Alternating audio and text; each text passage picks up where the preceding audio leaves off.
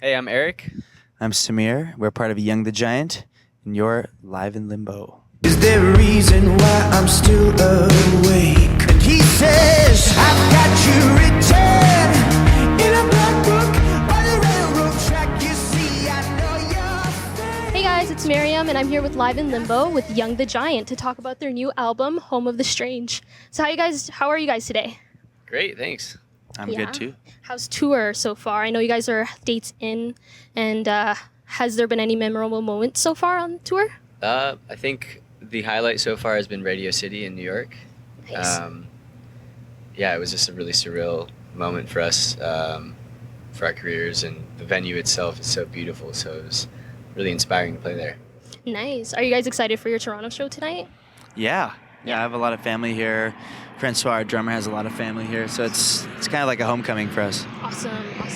So I want to talk about the new album, Home of the Strange. It just came out. It's doing so well. And I wanted to talk about Amerika and then just how that song came to be. Can you tell us a little bit about it? Yeah, we were working in Seahorse Studios in downtown LA, and we kind of had been tossing around, I think, a lot of ideas for what we wanted the record to sound like. We wanted it to be like a mix of old school and new school.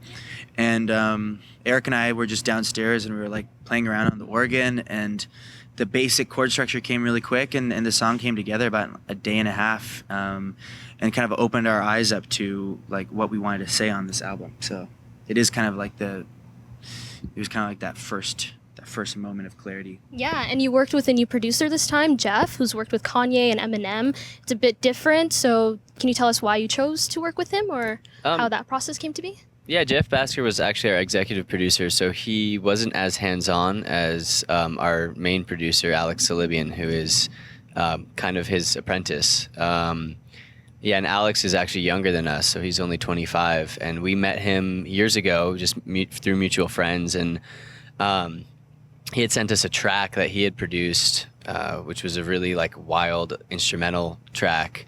And we thought he had just wanted to maybe work and collaborate on a song, maybe write a song with us. And we had a meeting with him, and he told us like 5 minutes into the meeting that he wanted to produce our third album. And I think we kind of like, not laughed, but we kind of were like surprised, because we're used to the first two records working with more seasoned producers, older guys. So Alex Salibian was actually kind of a big part of the sound on this new album, and I think we'll continue to work with him in the future as well. Yeah, for sure. And I know that the theme of the album is very much about, the fact that you guys are American Indians, and that kind of play the theme into this the album. So I was just wondering how that affected the album and such. Yeah, we're all like, my parents are Indian. I was born in the States, so I kind of feel a connection to both cultures. I think a lot of people in Canada and America and around the world feel that way. They feel like they're the people bringing the torch of the new culture into their household, and that comes with a lot of responsibility and confusion, and trying to parse the difference between like the different cultures, and figure out where you actually belong and where you feel you're at home. And all of us in the band are first or second generation Americans, some of whom are actually not even American citizens. We got Jake, he's British, and our drummer Fran, he's Canadian. Cool, nice. He's a Quebecois though, so watch him. Shout out to our Canadians. And so yeah, that's a big part of who we are, and we wanted this record to be about our story and where we come from. Which is great, because I feel like a lot of fans can connect, and you bring more of a diverse crowd out to your shows and such. And I saw that you guys went to India as well last year, so did that kind of play a role as well into the album, or did that? I don't necessarily think so. I think we travel a lot together. Mm-hmm. India was a bucket list thing for me, just because I've been there so many times with my family. It's a completely different experience to play a music festival, to headline a music festival in India, as opposed to just like hanging out with your like grandma. So did she come out?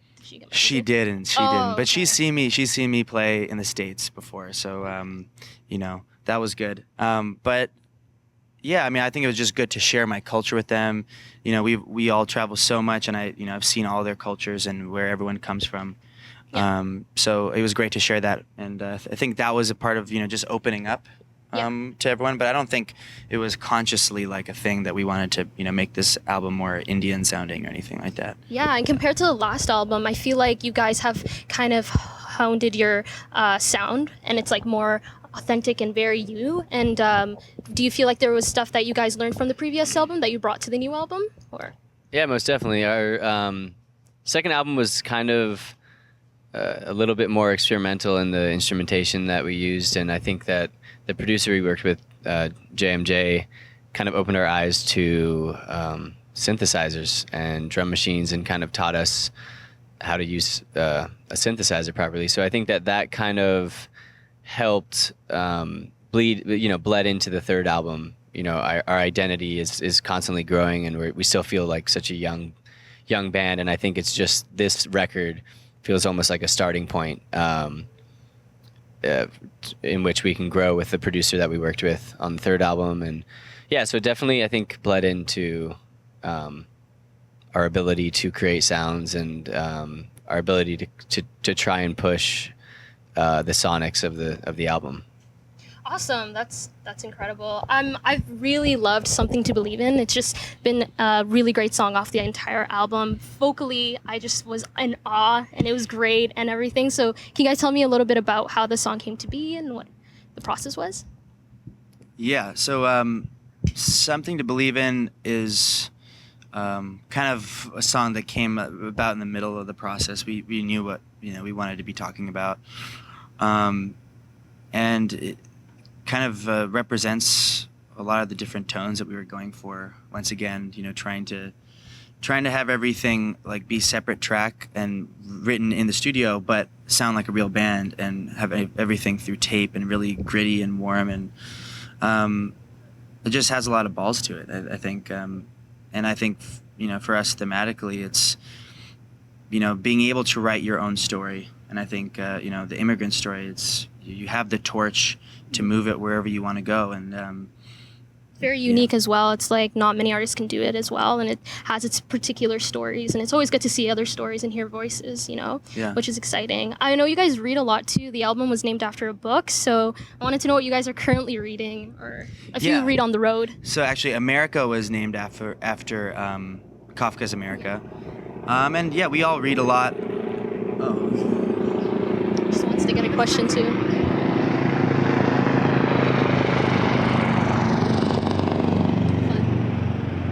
Yeah, we all read a lot. We read all sorts of different things. I read a lot of fiction, a lot of older writers, and recently been getting into more contemporary writers. Salman Rushdie is one of my favorites, and just read a book by Ruth Ozeki called A Tale for the Time Being, which is amazing. She's she's actually not that young, but the book is pretty new, and it's a great little story. So awesome. Yeah. What's up next for Young the Giant after the tour?